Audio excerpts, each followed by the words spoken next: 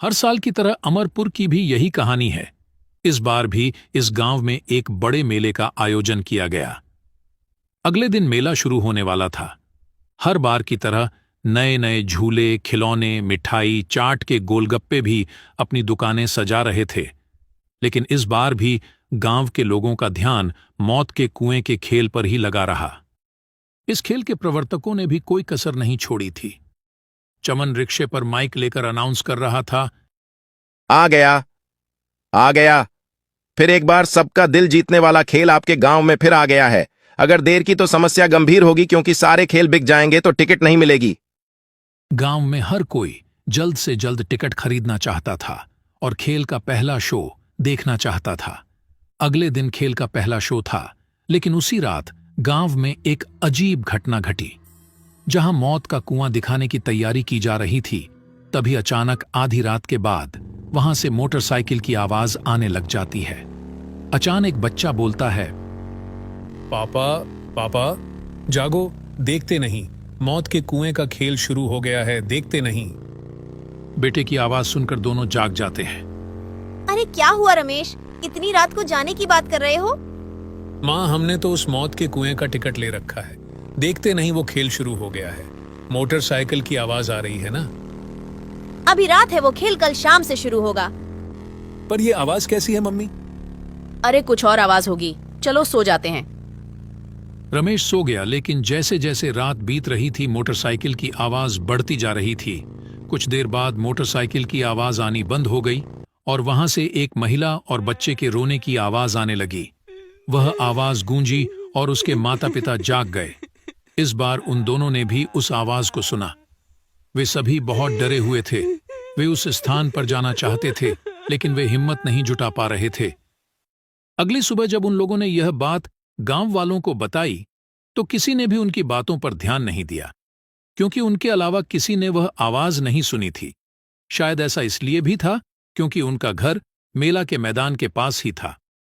उसी दिन शाम को महेश, उसके मम्मी पप्पा मेला देखने गए। चारों तरफ लोगों की भीड़ थी। कोई झूले पर बैठकर चिल्ला रहा था, कोई हाथ में नए नए खिलौने लिए मुस्कुरा रहा था, कोई जलेबियां देखकर लौट रहा था, कोई गोलगप्पे की दुकान पर गिने बिना गोलगप्पे खा रहा था। पर महेश को इंतजार था मौत के कुएं का। खेल शुरू होने पर भी काफी लोगों की भीड़ लग गई। लोग खेल शुरू करने के लिए कह रहे थे, तभी गाड़ी स्टार्ट करने की आवाज आई। गाड़ी चालक एक्सीलरेटर पर एक्सीलेटर बढ़ा रहा था। पूरे मेले में गाड़ी की आवाज गूंज रही थी। गाड़ी की आवाज से दर्शक उत्तेजित हो रहे थे। कई लोग सीटियां भी बजाने लगे। लेकिन इसी बीच लोगों ने देखा कि एक छोटी सी बच्ची मौत के कुएं में बैठी रो रही है। लोग चिल्लाने लगे, ये किसकी बच्ची है? इससे पहले कि कोई उस बच्ची को बाहर निकालता, लोगों ने देखा कि अचानक एक महिला भी कुएं के अंदर आ गई। उसका चेहरा काफी डरावना लग रहा था। वह लड़की जाकर उनकी गोद में बैठ गई। लोगों ने देखा कि जब वह रो रही थी तो उनकी आंखों से आंसू की जगह खून निकल रहा था। कुछ ही देर में दोनों उड़ते हुए बाहर आ गए। जिसने भी यह देखा वो जोर जोर से चिल्लाया, भूत, भूत, अरे भूत। यह बात उसके कर्मचारियों द्वारा मौत के कुएं के मालिक तक पहुंची तो वह बहुत क्रोधित हुआ और बोला, ये क्या बकवास है? और तुम लोगों ने कैसा भूत प्रेत लगा रखा है? सारा मेला लगा हुआ है क्या? यहाँ भूतों को रखा गया है? पर लगता है तुम लोग काम नहीं करना चाहते, बस मुफ्त के पैसे चाहिए। चलो अगले शो की तैयारी करते हैं। लेकिन अगला शो भी पूरी तरह खाली रहा, क्योंकि अफवाह फैल गई थी कि कुएं में भूत है। अब मालिक का गुस्सा 7वें आसमान पर पहुंच गया और उसने अपना गुस्सा अपने कर्मचारियों पर निकाला। उसी रात जब मालिक गहरी नींद में था तो उसने तेज रफ्तार से गाड़ी चलाने की आवाज सुनी। उस आवाज से उसकी नींद खुल गई। वह गुस्से से बुदबुदाने लगा। जैसे ही वह वहां पहुंचा, उसने जो देखा उसे अपनी आंखों पर विश्वास नहीं हुआ। उसने देखा कि एक आदमी लगातार मौत के कुएं में गाड़ी चला रहा था। उस आदमी ने अपना सर नीचे कर रखा था। मालिक ने उसे आवाज लगाई, लेकिन गाड़ी चालक ने कोई जवाब नहीं दिया। उधर ये आवाज आसपास के पूरे गांव को सुनाई दी। हर कोई सोच रहा था कि इतनी देर रात ये कैसी आवाज आ रही है। सबको डर लग रहा था। फिर भी कुछ लोग हिम्मत करके गांव में एक जगह जमा हुए। मेरी बात सुनो, हम सबको सरपंच के पास जाना चाहिए। सरपंच को लेकर मेले के मैदान में जाना चाहिए। राहुल की बात तो सही है, वैसा ही करना होगा। सारे लोग सरपंच के घर जाने लगे। सरपंच के घर के पास सारे लोग पहुंच गए। एक ने सरपंच को आवाज लगाई। सरपंच जी, अरे सरपंच जी। सरपंच बाहर आते हैं। अरे क्या हुआ? सारी बात सरपंच को बताते हैं। फिर सरपंच और सारे लोग मेले की तरफ निकलते हैं। साथ में रमेश और उसके पप्पा भी थे। सरपंच के साथ मेले में पहुंचे। वहां भी उन्होंने वही नजारा देखा जो मौत के कुएं का मालिक देख रहा था। वह आदमी अभी भी लगातार गाड़ी चला रहा था। तभी अचानक से वही महिला और बच्चा वहां आ गया। सारे गांव वाले उस महिला और लड़की को ध्यान से देख रहे थे। तभी गाड़ी सवार युवक के शरीर सिर से खून निकलने लगा। उसके खून से मौत के कुएं की पूरी दीवार लाल हो गई थी। कुछ देर बाद महिला और बच्चा इसी तरह रोने लगे। अब सभी ग्रामीणों की हालत खराब हो गई है।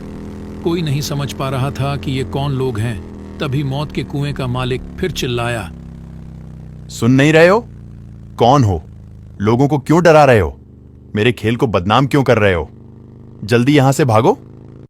मालिक की बात सुनकर गाड़ी सवार सर उठाता है। उसे देखकर मालिक की आवाज लड़खड़ाने लगती है। पेंट भी गीली होने लगती है। अरे जानते हो ये कौन है? तभी गाड़ी सवार गाड़ी रोकता है और कहता है, क्यों बॉस, आप बताएंगे या मैं उन्हें बताऊंगा? क्या बताऊं? मुझे कुछ नहीं पता। फिर विक्रम ने बताना शुरू किया। गांव वालों, मैं दुष्ट आदमी हूं। मेरे सीने में कलेजा नहीं है। मैं तो जानवर हूं।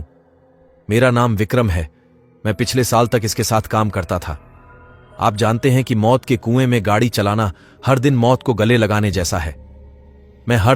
मैं हर दिन अपनी और अपने परिवार की जान जोखिम में डालकर गाड़ी चलाता था, लेकिन उस दिन शायद मेरा दिन खराब चल रहा था। किसी और गांव में मेला लग रहा था। मैं अपना खेल दिखा रहा था कि अचानक गाड़ी की टक्कर हो गई और मेरा सर कुएं की दीवार से जा टकराया। खून लगातार बहता रहा और मैं बेहोश हो गया और फिर मेरी मौत हो गई। तो मैं मेरी शक्ल का भूत बन गया। मौत के बाद मेरी पत्नी और मेरी नन्ही बेटी के सामने जीवन बेहद मुश्किल हो गया था। एक दिन वह मालिक के पास गया और कुछ पैसे मांगे, लेकिन उसने मदद नहीं की और उसे भगा दिया। दोनों परेशान होकर बाहर चले गए। मेरी पत्नी ने दूसरी जगह काम करने की कोशिश की, लेकिन कोई काम नहीं मिला। लोग उसको कोई काम नहीं दे रहे थे। इधर उधर भटकते ही रह गए। खाने पीने की कोई चीज उनके पास नहीं थी। कई दिन भूखे प्यासे सड़क पर भटकते रहे और फिर दोनों की भी भूख से मौत हो गई। तुम गांव के लोग ही बताओ कि मेरा और मेरे परिवार का क्या कसूर था जिसकी सजा हमें मिली। अरे हम तो कलाकार हैं, यही तो रोजी रोटी है। पर कल कोई हादसा हो जाए तो मालिक हमें मरने के लिए छोड़ देता है। हम तो जिंदगी भर आपके सुख मनोरंजन के लिए काम करते हैं और बदले में हमें क्या मिलता है? विक्रम की बात सुनकर सारे गांव वालों ने मालिक को मारने के लिए घेर लिया। तभी मालिक चिल्लाया। अरे अरे छोड़ो, मुझसे गलती हो गई, मुझे माफ कर दो। हम आपको एक ही शर्त पर छोड़ेंगे कि आप यहां काम करने वाले लोगों को गारंटी देंगे कि अगर उन्हें कुछ हो गया तो आप उस परिवार को बेसहारा नहीं छोड़ेंगे। सारा खर्च उठाएंगे ताकि इनके परिवार को किसी तरह की कोई तकलीफ ना पड़े। अरे आजकल तो बीमा होता है, इन सब का बीमा क्यों नहीं करवाते? सरपंच जी, आज से ही इन सब का बीमा बनवा दूंगा और इनके परिवार की मदद भी करूंगा। उसके बाद सारे लोग मालिक को छोड़ देते हैं। सारे लोग मेले में घूमने लगते हैं। जीवित रहते हुए विक्रम अपने और अपने परिवार के लिए कुछ नहीं कर सके, लेकिन उनकी मृत्यु के बाद उन्होंने अपने साथियों का भविष्य सुरक्षित कर लिया। मेले में काम करने वाले लोग विक्रम का शुक्रिया अदा करते हैं और सरपंच का भी शुक्रिया अदा करते हैं। दोस्तों, इस कहानी से हमें यह सीख मिलती है कि हमेशा गरीब लोगों की मदद करनी चाहिए।